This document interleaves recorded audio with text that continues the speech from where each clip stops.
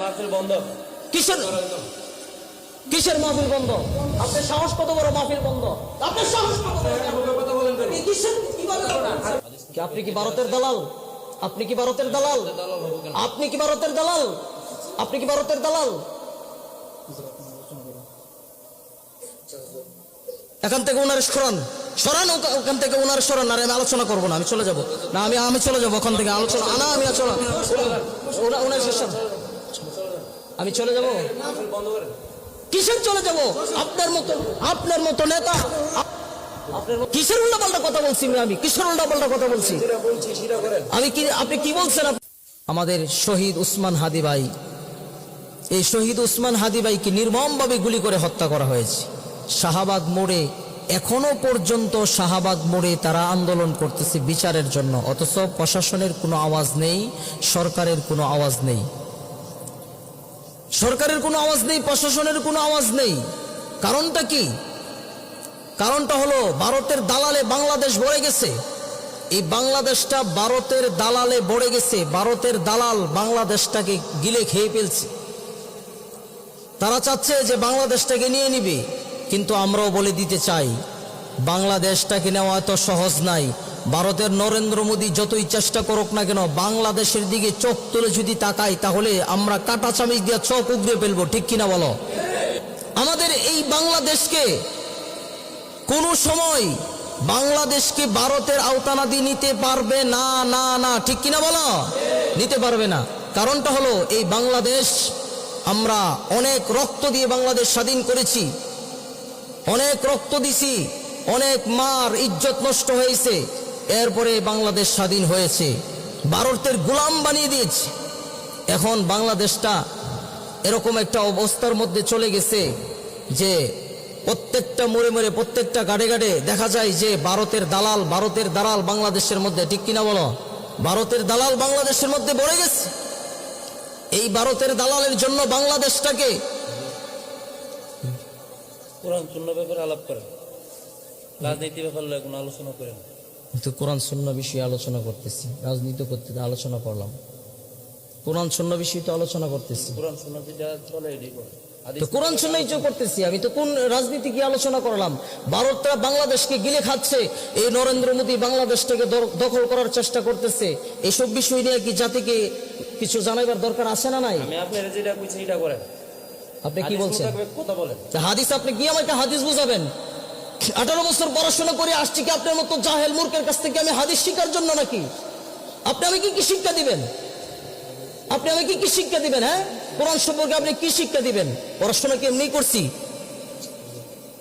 কিসের জন্য এসব মানুষকে এখানে সভাপতির আসনে কিসের জন্য বসান? তারা আলেমদেরকে আয়সা ভুল ধরে 18 বছর পর্যন্ত আমরা এই পড়াশোনা করে আসছি, এসব মানুষ ভুল ধরার জন্য নাকি? কিসের উল্টাপাল্টা কথা বলছি? আমি কিসের উল্টাপাল্টা কথা বলছি? আমি কি, আপনি কি বলছেন? আপনি আমাকে কি বলছেন? আপনি আমাকে কিসের সভাপতি? উনি কিসের সভাপতি? উনি আমার সাথে খারাপ ব্যবহার করতেছে। উনি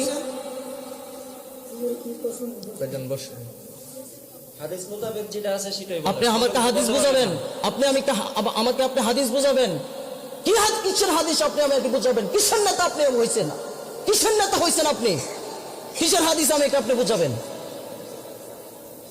আমাকে হাদিস বুঝাতে আসছে।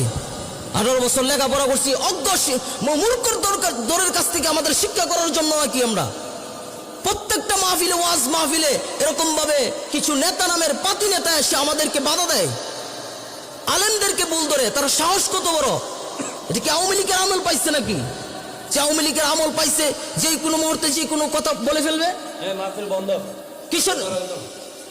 কিসের মাহফিল বন্ধ? আপনার সাহস কত বড়? মাহফিল বন্ধ? আপনার সাহস কত বড়? কি আলামত শুরু হয়েছে এই ওয়াজ মাহফিল গুলার মধ্যে আসলে?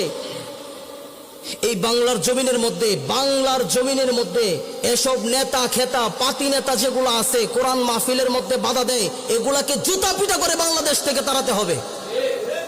জুতা পিটা করে তাড়াতে হবে বাংলাদেশ থেকে। সাহস বেড়ে গেছে এগুলা। হাদিসের আলোচনা করেন। আবারও বলতেছে দেশের বিরুদ্ধে কথা বলছি, হাদিসের বিরুদ্ধে। হাদিসের আলোচনা করছি না এখানে। দেশের বিরুদ্ধে কি বললাম? আমি দেশের বিরুদ্ধে কি বলছি? কি বলছি দেশের বিরুদ্ধে? আপনি বলেন আমাকে।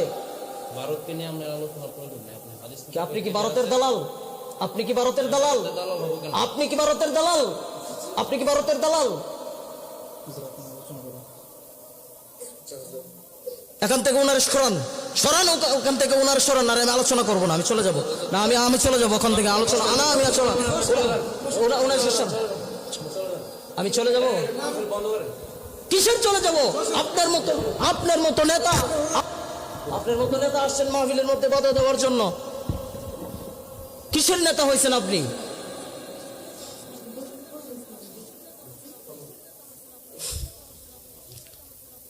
এসব নেতাকে মাহফিলে আর কোনো সময় দাওয়াত দিবেন না।